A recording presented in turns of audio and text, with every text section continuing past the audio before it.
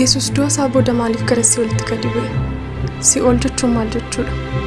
Hafuuronni lafa jalatti hidhamanii jiran sun warra kami? Nagaan isiniif haa ta'u baga gara YouTube chaanaalii kootti nagaan dhuftanii warri haaraa taatan subscribe gochuudhaan maatii kan itti dabalamuun dagatina.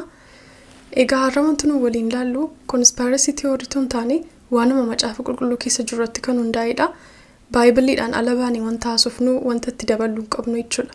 Yesus du'a isaa booddee maaliif gara Si'oolitti gadi bu'e? Si'ool jechuun hiikni isaa maal isa jedhurraa kana? Si'ool jechuun jecha Shi'ool jedhurraa afaan Ibraayistii irraa kan dhufedha. Translation isaa haaraa keessatti Hades jedhanii kaa'u. Hades jechuunis Shi'ool jechuu wajjin wal fakkaataadha. Macaafa qulqulluun afaan Oromoo jecha Si'ool jedhu kana iddoo lafa jalaa jechuudhaan ibsa yeroo baay'ee. Si'ool bakka itti warri du'an argaman ta'ee macaafa qulqulluurraatii turtii adda addaa lama keessa akka isaan jiran nu mirkaneessa. Warra qajeelotaaf iddoo boqonnaaf iddoo aara galfii, warra jallootaaf immoo iddoo dhiphinaa fi iddoo wawwaannaati jechuudha. Luqaas boqonnaa 16 lakkoofsa 19 kaastanii dubbisuu dandeessu. Asirratti waa'ee namicha sooressa tokkoo fi namicha deegaa Alaazaar jedhamu tokkotu ture. Namichi sooressi kun guyyaama guyyaatti uffata gati jabeessa jijjiira ture. Namichi Alaazaar jedhamu kun immoo nama deegaadha. Namni isaa guutummaatti madaa'ee jira. Naannoo mana sooressaa sana ciisuudhaan wanta maaddii isaarratti harca'ee nyaachuudhaaf hawwa ture. Saroonnis dhaqanii madaa isaa arraabu. Sooressichis du'ee awwaalamee qilee keessatti lubbuun isaa dhiphachuu jalqabe. Yeroo kana Abrahaamiin akkas jedha. Yaa abbaa koo Abrahaam, namicha Alaazaar jedhamu kana naa waami bishaan quba isaatti jiisee arraba kootti naaf cobsu. Abrahaam garuu akkas jedhe. Isin gara keenyatti darbuu hin dandeessanii, nuunis gara keessanitti darbuu hin dandeenyu. Kanaafiyyuu asirratti eventiin lama akka jiru nutti argisiisa jechuudha. Warra dhiphachaa jiranii fi warra jireenya nagaa keessatti jiraachaa jiran. Kanaaf as keessatti taateewwan yookiin eventiin lamatu ture. Namicha sooressa sanaaf iddoo wawwaannaaf boo'ichaa, namicha Alaazaar jedhamu nama qajeelaa sanaaf immoo iddoo gammachuuf iddoo aara galfii ture jechuudha. Kanaaf Si'ool yookiin iddoon turtii kun eventii lama kan of keessaa qabu akka inni ta'e itti ilaalla jechuudha. Yesus yeroo fannoo irratti lubbuun isaa keessaa ba'ee haati isaaf namoonni isa jaallatanii Yesus du'ee waan hafitti fakkaatee bu'aa turan. Yeroo inni itti raawwatame jedhee lubbuun isaa keessaa ba'e guyyaa jimaataa sanarraa kaasee Yesus lubbuun isaa akka ture namni beeku hin jiru ture. Yesus waa'ee kanaa dursee raajii dubbatee ture. Duuka buutonni isaa fi namoonni isa duukaa turan garuu dhoksaa wanta inni jechuu barbaadee hubachuu hin dandeenye yookiin hin galleef. Wangeela Maatiyos boqonnaa 12 lakkoofsa 40. Akkuma Yoonaas garaa qurxummii guddichaa keessa guyyaa 3 halkan 3 ture, ilmi namaas akkasuma guyyaa 3 halkan 3 garaa lafaa keessa turuuf jira. Garaa lafaa yeroo jedhu hiikni isaa maal akka ta'e ergamaan Phaawulos Efesoon keessatti ibsee ture.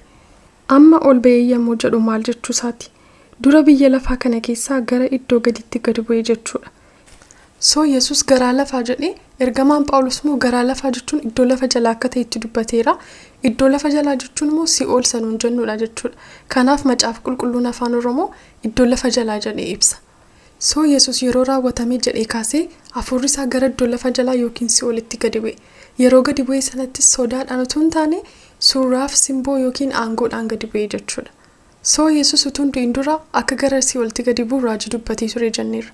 Si'oolitti erga gadi bu'ee booda immoo raajiin kun raawwatamuu isaa akkamitti mirkaneeffanna? Inni qajeelaan foon uffatee qooda warra jallootaa ajjeefame hafuuraan jiraachifameera. Hafuuruma sanaanis dhaqee hafuurota warra mana hidhaa keessa jiranitti lallabe. Hafuurota warra mana hidhaa keessa jiranitti lallabe yeroo jedhu hafuuronni sun warra kami? Kanas deebisaa ergaa Phexrosuma keessatti arganna. Warra bara Nohitti bishaan badiisaatiin balleeffaman warra Waaqayyoof abboomamuu didanidha jechuudha. Warra mana hidhaa keessa jiran kanatti lallabe yeroo jedhu asirratti namoonni ilaalcha lama qabu. Warri kaan Yesus warra hidhamanii turan sana gadhiisuudhaaf jedheetu itti lallabe jedhu. Warri hidhaman kun warra kami? Warra yeroo bara Nohitti Waaqayyoof ajajamuu didanii bishaan badiisaatiin balleeffamanidha. Kana jechuun du'a booddee carraan lama jira jechuudha. Akka macaafa qulqulluun nuun jedhutti yoo deemne du'a booddee chaansiin lama jiru. Yesus Kiristoos kan inni lallabe warra mana hidhaa sanatti moo'icha isaa yookiin victory diinicha isaa mormaa ture isaa hafuura keenya Waaqayyoo abbaa wajjiniin adda baasee irratti moo'icha argachuu isaati kan inni lallabe. Malee warra bishaan badiisaatiin balleeffaman yeroo bara Nohitti warra Waaqayyoo mormaa turan warra Waaqayyoo irraa galagalan sanaa fi chaansii lammaffaa kenneetti lallabe jechuu miti. Maaliif Yesus Kiristoos yeroo fannoo irratti lubbuun isaa keessaa ba'e sana raawwatame jedheeti kan inni xumure. Waa'ee moo'icha argachuu isaa kanas akkas jedhee dubbata. Inni jiraatus ana takkallee du'een ture amma garuu kunoo bara hamma bara baraatti jiraachuuttan jira. du'a irratti balbala iddoo warra du'anii banuu irrattis ani gooftummaa qaba. Soo Yesuus yeroo si walitti gadi bu'ee bantuu kana fudhate bantuu victory yookiin mo'ichaa jechuudha. Mo'ichi kun maali? Wanta badee ture tokko restore waan godheef hafuura keenya isa Waaqayyo wajjiniin adda ba'ee gara Waaqayyootti waan deebisee fi kun isaaf mo'icha yookiin victory cimaadha jechuudha. Yesuus yeroo itti mo'ee bantuu fudhate sana irratti ofiisaa duwwaa mo'eetu hin taane mo'ee nuunis nu moosisee du'a irratti akka aboo qabaanu nu godhe jechuudha. Erga Yesuus du'a mo'ee kennuuf maaltu kenname? Nuuf kan kenname kennaa fayyinaati. Kennaa fayyinaa kanas tola karaa Gooftaa Yesuus Kiristoos ofitti fudhanne jechuudha. Kiristaanuma ta'anii lakki ani hojii kootiin fayyaa, hojii kootiin mootummaa Waaqayyootti galaa jedhanii kan yaadanis jiru. Nuun garuu hojii keenyaan fayyinatu hin taane hojii Gooftaa Yesuus hojjetee xumureen jechuudha. Kanaaf Yesuus righteousness yookiin qajeelummaa keenya, redemption yookiin furii keenya, sanctification qulqullummaa keenya. Maal jalaa furamne isa jedhuuf cubbuu yookiin du'a bara bara. Akkamittiin qulqulloofne isa jedhuuf immoo dhiiga isaa sanuuf jedhee cobee dhiiga isa qulqulluu dhiiga Yesuus Kiristoosiin.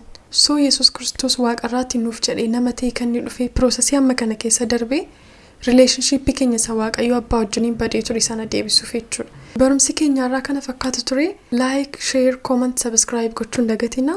Namoonni maatii kanatti dabalamanii nutti dabalamanii nu wajjiniin sagalee Waaqayyo akka baratanii fi nama jaallataniif share godha.